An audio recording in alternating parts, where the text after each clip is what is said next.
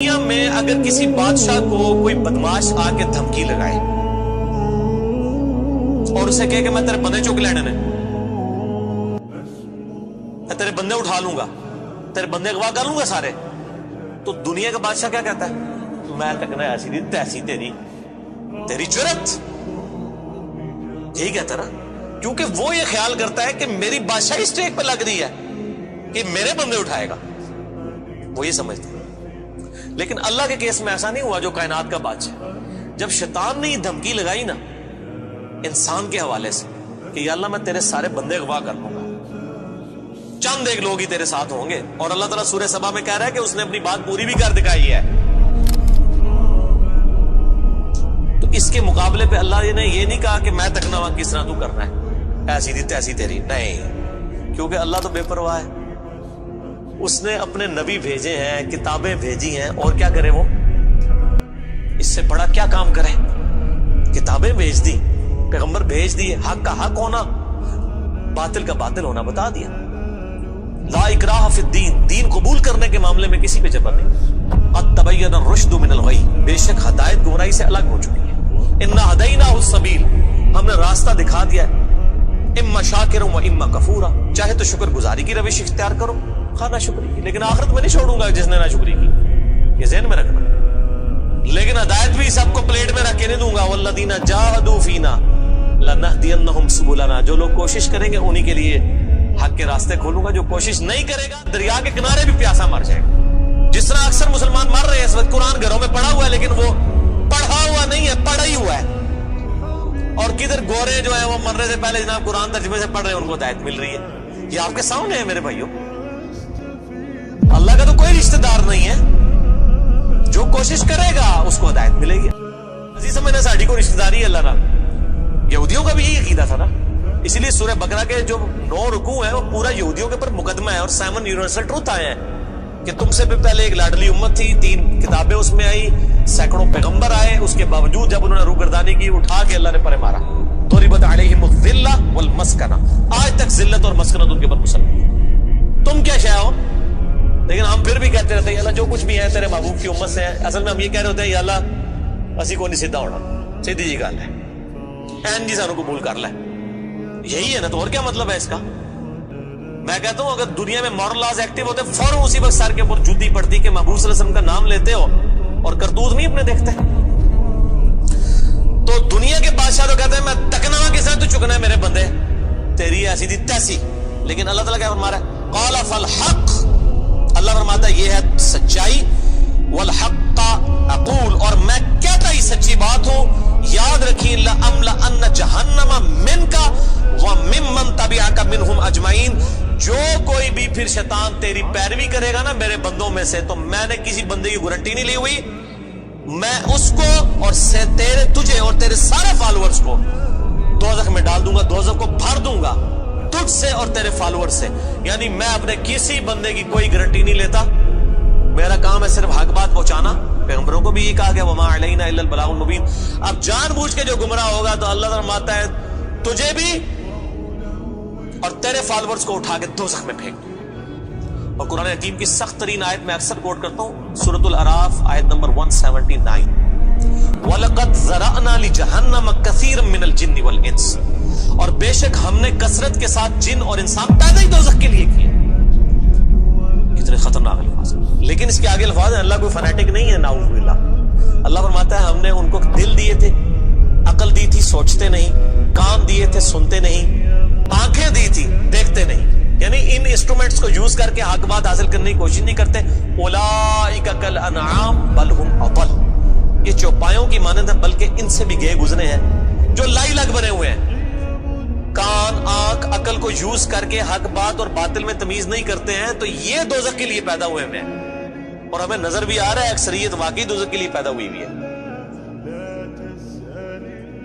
اللہم اجرنا من النار، اللہم اجرنا من النار، اللہم اجرنا من النار۔ قل ما اسألکم علیہ من اجر، اے نبی علیہ السلام فرما دیجئے میں جو اتنی باتیں کھول کھول کے بیان کر رہا ہوں اس کے عوض تم سے کوئی معاوضہ طلب نہیں کرتا۔ آج کے دور میں جب ہم نبی علیہ السلام کی دعوت پیش کریں گے تو ہم کہیں گے کہ دیکھو تمہیں کھول کھول کے صحیح باتیں بتا رہے ہیں. کوئی چندہ بک نہیں بنائی ہوئی ہے بھائی, کوئی قربانی کی کھالیں نہیں جمع کر رہے ہیں, کھول کے مفت تمہیں یہ ساری سچائی بتا رہے ہیں. وما انا من المتکلفین, اور اے نبی علیہ السلام آپ فرما دیجئے میں تکلف بھی کرنے والا نہیں ہوں. ہائے ہائے ہائے ہائے,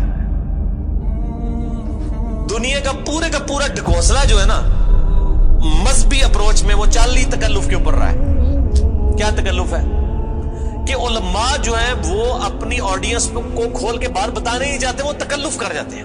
انہیں جی دیکھو نا ڈائریکٹ نہیں گل کرنی چاہیے. اور نبی علیہ السلام کو کہا جا رہا ہے کہ آپ فرمائے کہ میں ہی ڈائریکٹ گل کرنے والا جائے پاویں کسی کو بری لگے. وما انا من المتکلفین, میں کوئی تکلف نہیں کرنے والا. کنو کڈ لو گل, اے کچھ ہونا جے تواڈے نال. یہ اتنے سخت الفاظ ہیں کہ میں کوئی تکلف نہیں کر رہا. کیا مطلب کہ اللہ نے کسی کی کوئی گارنٹی نہیں لئی. اللہ تعالیٰ فرما رہا ہے کہ شیطان میرے جن بندوں کو اغوا کرے گا, میں نے کوئی گارنٹی نہیں لی ہوئی, میں انہوں نے بھی چھوڑ دیا گا دوزخی. ایسی تھی تیسی تہاڈی, کسی بھلے کیس نہ رہنا, کوئی تکلف نہیں ہے. نبی علیہ السلام کھل ڈول کے ان کو بات کرتے ہیں. اب جو قرآن پڑھے گا تو اس کو یہ میٹھی میٹھی تقریریں جو لوگوں کی جعلی ہیں, اوروں کی کہانیاں, بزرگوں کی کہانیاں, جانوروں کی کہانیاں, ٹھیک ہے جی, تو ایک کہانیاں انہوں نے پھر انہوں پتہ لگے قرآن پڑھو اللہ دے بندے کو پتہ لگے. صحیح بخاری میں حدیث ہے, نبی علیہ السلام ایک چوراہے سے گزر رہے تھے, کچھ صحابہ کرام آپس میں ہنسی مذاق کر رہے تھے. آپ نے ان کے ہنسنے کی آواز سنی. یہ بخاری شریف ہے, یہ سٹوری شریف نہیں ہے. آپ کھڑے ہو گئے اور آپ نے فرمایا اللہ کی قسم جو کچھ میں جانتا ہوں نا, اگر تم جانتے ہوتے تو تم زیادہ رویا کرتے, کم ہنسا کرتے. کہ آخرت میں کتنی سختی ہونے والی. لیکن ٹی وی کے اوپر, سوشل میڈیا کے اوپر ایسے وائزین کے کلپ دیکھو نا جی, اے بھی تے کتنا سونا بولتے ہیں ماشاءاللہ. لگتا ہے ہونی جنرل ہی پہنچنے لگا, پتہ لگ جائے گا اتنے بھی جنرل لبنی ہے دونوں.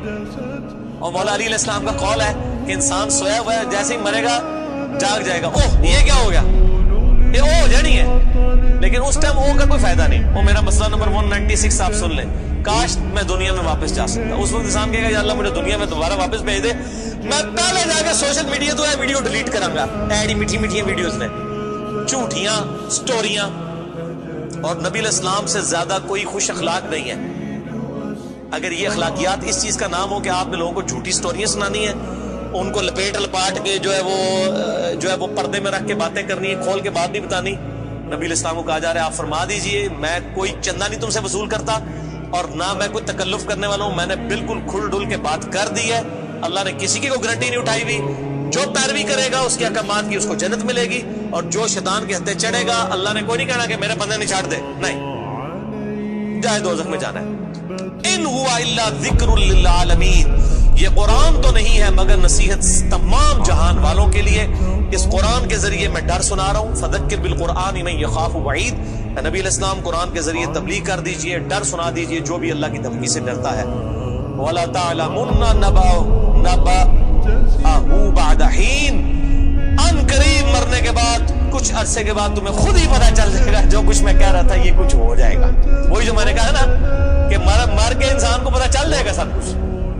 وہ کہتے ہیں جی وہ کوئی نہیں جی, آگے جا کے پتہ لگ جائے گا کون ٹھیک ہے کون غلط ہے. میں کہتا آگے جا کے پتہ نہیں لگا, لگ پتہ جائے گا.